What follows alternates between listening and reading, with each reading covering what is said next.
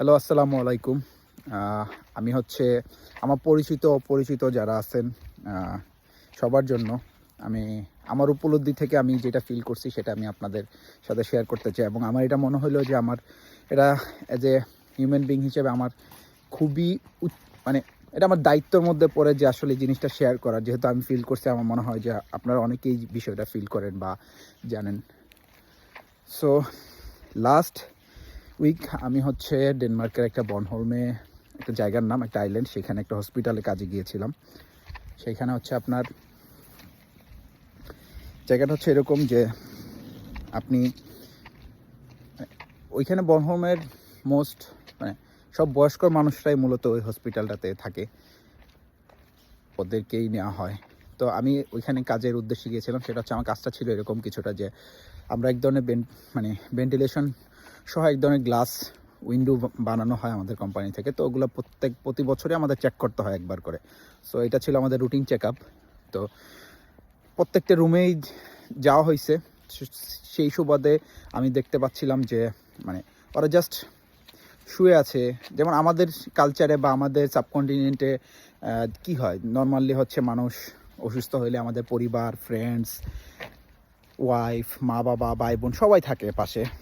আর ওদের লাইফটা হচ্ছে এরকম যে ওদের সব কিছু আছে, ওরা অনেক উন্নত লাইফ লিড করে, এবং ওদের হসপিটালগুলো অনেক বেশি উন্নত এবং অনেক অ্যাডভান্স, এবং ওদের ফেসিলিটি অ্যাডভান্স। ওদের সব কিছু ফুড থেকে ধরে ওদের কাপড় চেঞ্জ করা থেকে ওদের ক্লদিং সব কিছু, এবং বেড মেক করা সব কিছু ওদের নার্সরা প্রোভাইড করতেছে।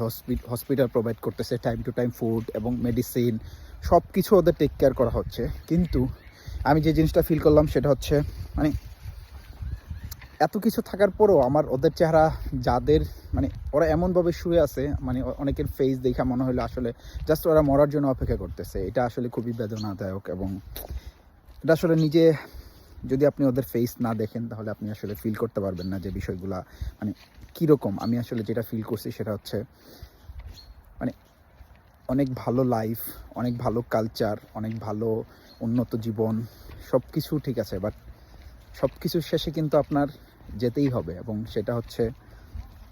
সেটা ইম্পর্ট্যান্ট লাইফের। আপনি শেষ সময়টা আপনি কিভাবে, আমি মনে করি শেষ সময়টা আপনি কিভাবে কাটাচ্ছেন এবং কিভাবে পার করতেছেন এবং কিভাবে শেষ করতেছেন। শুরুতে হয়তো আপনাকে সবাই, আপনার পরিবারের সবাই লাইলা পাইলা বড় করে, কিন্তু শেষ সময়টা খুবই ইম্পর্ট্যান্ট। আমার মনে হয় লাইফের সবচেয়ে ইম্পর্ট্যান্ট সময় হচ্ছে আপনি যখন দুনিয়া ছেড়ে চলে যাবেন, ওই সময়টা হচ্ছে সবচেয়ে বেশি ইম্পর্ট্যান্ট। সো এটাই ছিল আমার ফিল। আমি খুবই অসহায় ফিল করছি ওদের দেখা, এবং আমার খুবই খারাপ লাগছে যে আমি হচ্ছে ওদের জন্য কিছুই করতে পারি নাই, বা কিছু করার সুযোগ নাই আমার জায়গা থেকে।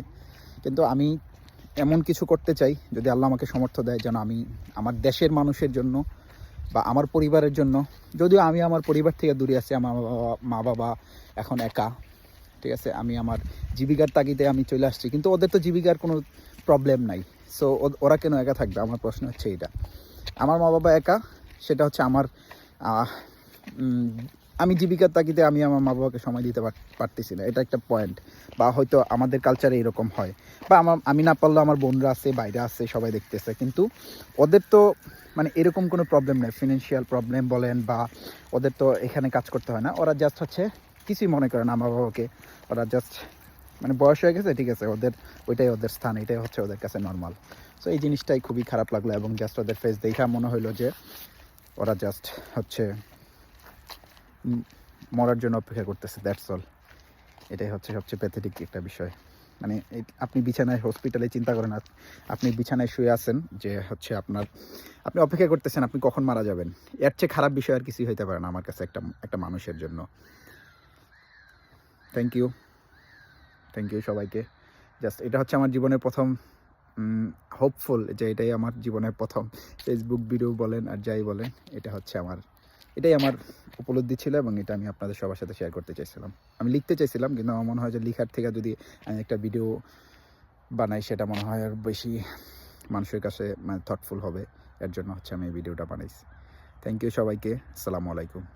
এবং আমি আশা করি সবাই সবার জায়গা থেকে চেষ্টা করবেন এই বিষয়গুলা নিয়ে কোনো কাজ করা যায় কিনা। আমি জানি এখানে অনেকেই দেখবেন হয়তো যাদের অনেক কিছু করার সুযোগ থাকবে। সো যদি আপনাদের জায়গা থেকে কিছু করার সুযোগ থাকে আপনারা অবশ্যই করবেন। আল্লাহ হাফেজ।